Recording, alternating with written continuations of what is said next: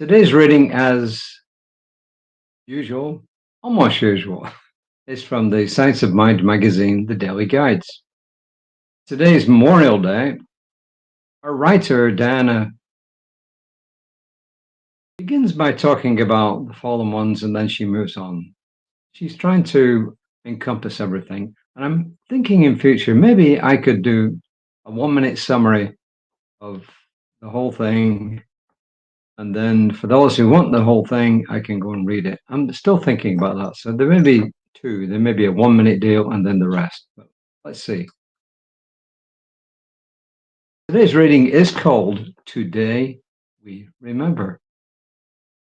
First quote is from Rumi, the famous Persian poet of the Middle Ages. Grief can be the garden of compassion. If you keep your heart open through everything, your pain can become your greatest ally in your life's search for love and wisdom.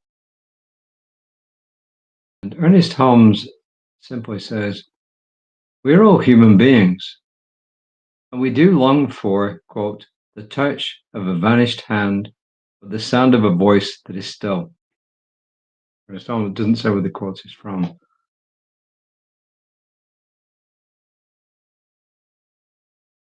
This is Diana Ensign. Memorial Day in the United States is the day the nation mourns and honors the military men and women who died while serving in the U.S. Armed Forces. This is a day of remembrance. Where I come from, it's called Remembrance Sunday. And everybody there displays poppies. It's the flower of remembrance. And then Diana broadens this out. She says, remembering loved ones who have passed is important. There are many ways for us to do so. We may decide to honor their memory by visiting the gravesite, gathering with family and friends, or going on a peaceful picnic. We might share stories and photographs of their lives. Furthermore, we might do something in their memory, such as making a quilt, planting a tree, or donating to a non-profit organization. Ernest Holmes tells us, healing is the discovery of the divinity within. That divinity within always guides and supports us, even during our grief. We can also trust divinity to guide and support our loved ones on their journeys through the mysteries of death and beyond. Divinity is in all things, everywhere, and at all times. Throughout our various life passages, Ernest Holmes says, quote, it should be considered right to live and enjoy living, to be well, to be happy, and to express freedom, which is in accord with divine law and wisdom. As we grieve, and over time gradually begin to heal, we know our loved ones want us to be happy. We miss their physical presence, but we recognize that there is something in our love for others that never dies.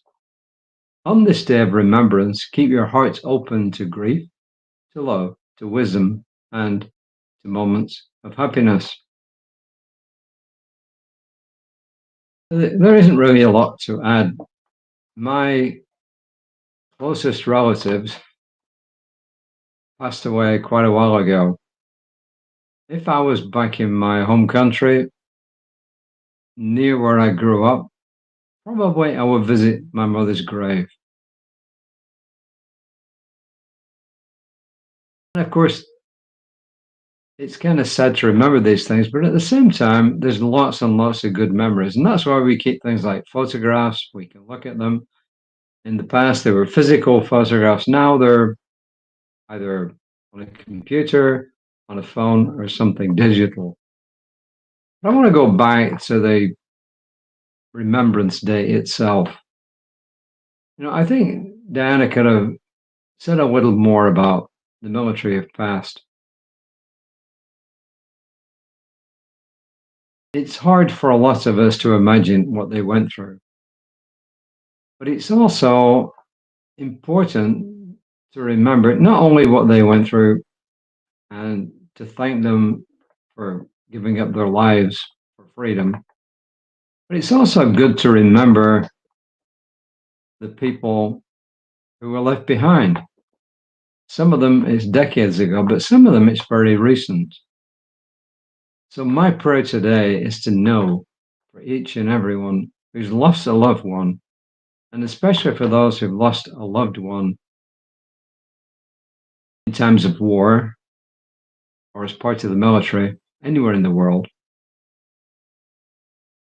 that they feel the presence and the love of all those in the human race who are focused on love, compassion, healing, and truth. And this is my prayer that I release into divine law. And I'm so grateful for this, and I release it and let it go and say, and so it is. So I think it's important to remember both sides of this.